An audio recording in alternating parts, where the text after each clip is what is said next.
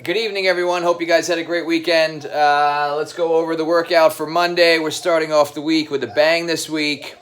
The workout is a 400-meter run, followed by 40 hang muscle cleans. I'll go over what that looks like in a moment.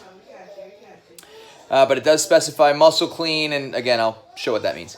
The squats are meant to be done with weight, so they're weighted squats. Whatever weight you're using for the hang muscle clean, you would most likely use that for the squats as well. We'll go over those different options. So 40 of those, 40 push-ups, 400-meter run, 40 push-ups, 40 squats, 40 hang muscle cleans, and then finish up with another 400-meter run. Warm it up, same way we would always warm up.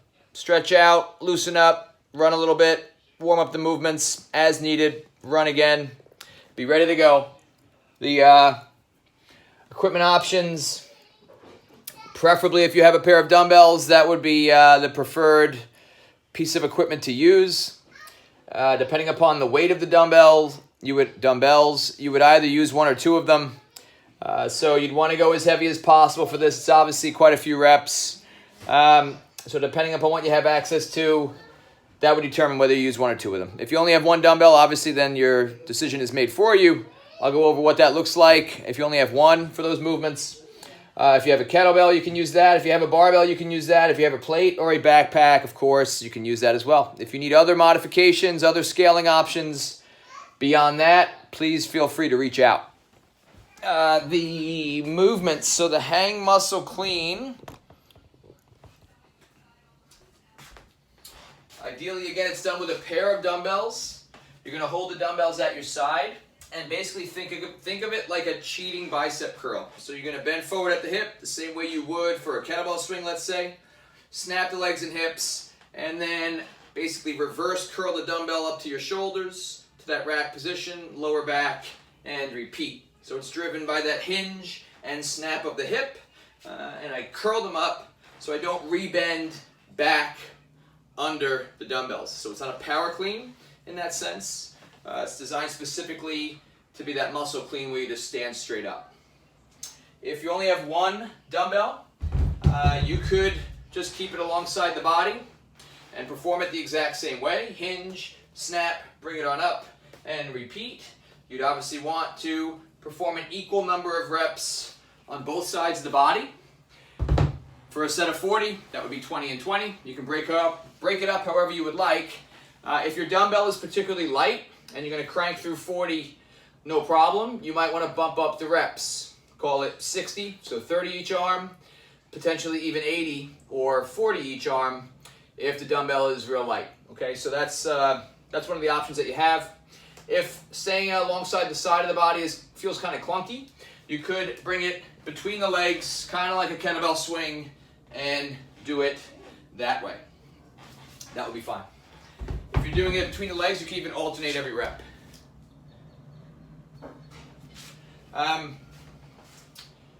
The option for let's just go over the squats for that as well. The squats with the dumbbells, you can rack them on your shoulders and squat all the way down, stand all the way up.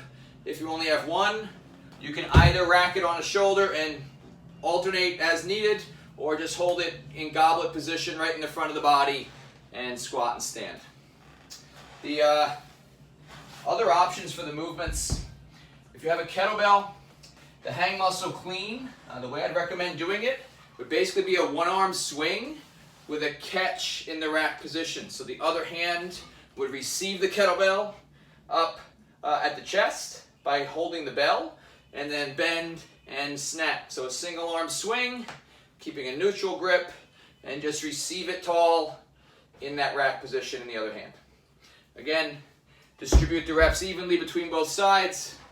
If your kettlebell is particularly light, you can bump the reps up if that makes sense to do it that way. The squat, if you have a kettlebell, same idea. You can either hold it in that same position and perform the goblet squat that way. If you're holding it like this, you'd probably want to alternate which hand is supporting the bell and which hand is holding the handle.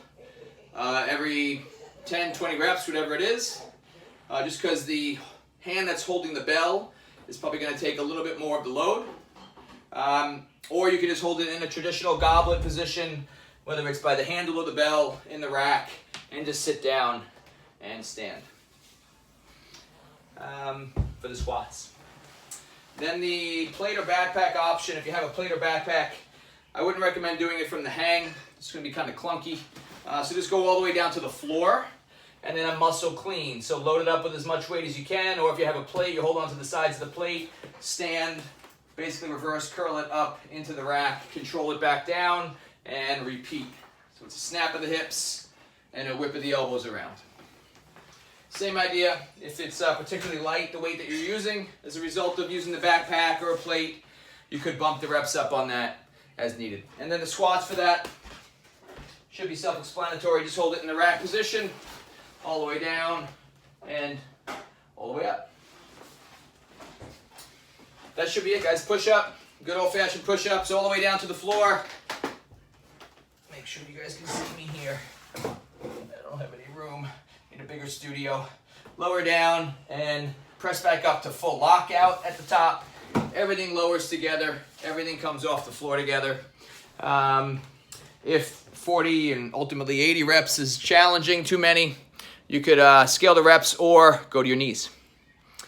That should be it, gang. If you have any questions, like I said, feel free to reach out. Regular class scheduled tomorrow, 7 and 9 and 6 p.m. CrossFit on Zoom, 8 and 10 boot camp. And we'll see you guys tomorrow. Thanks.